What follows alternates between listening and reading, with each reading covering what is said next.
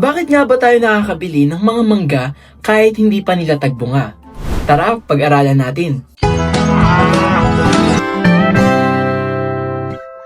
Magandang araw, ako po si Kali German, isang agribusiness student mula sa UP Los Baños. Alam natin na ang mga mangga dito sa Pilipinas ay karaniwang namumulaklak at namumunga tuwing tag-init o summer. Ibig sabihin, dati ang mga mangga ay talagang mga seasonal fruits lang. Pero ngayon, kahit hindi pa nila season, ay nakakakita na tayo ng mga nagtitinda sa palengke ng mga manggang hinog, hilaw at ang iba pa ay nilalagyan pa ng bagoong. Bakit kaya? Ito ay dahil sa isang napakahalagang ambag sa agham ng agrikultura ni Dr. Ramon C. Barba, isang Filipino horticulturist at national scientist mula sa UP Los Baños. Siya ang nakadiskubre ng paraan kung paano mapapabulaklak at mapapamunga ang mga mangga kahit hindi pa tagbunga gamit ang potassium nitrate. Ano nga ba ang potassium nitrate?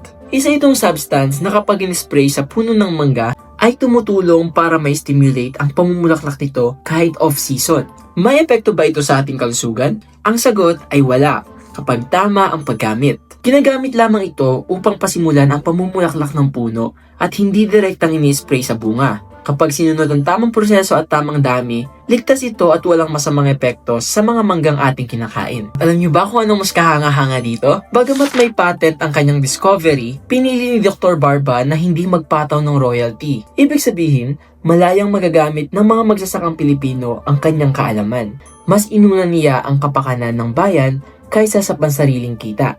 At ito ang legacy ni Dr. Ramon C. Barba. Isang kaalaman na hanggang ngayon ay tunay pa rin nating napapakinabangan sa ating bansa. Isa itong patunay na may pagmamalaki tayo sa mga Pilipinong scientist na ang agham ay para sa bayan at para sa kinabukasan ng agrikultura. Kung may natuhan ka, ay i-share mo na rin ang video sa iyong mga kaibigan. At huwag kalilimutang mag-follow para sa mga susunod pang videos. Laging tandaan, sa agrikulturang sagana, buhay natin gaganda.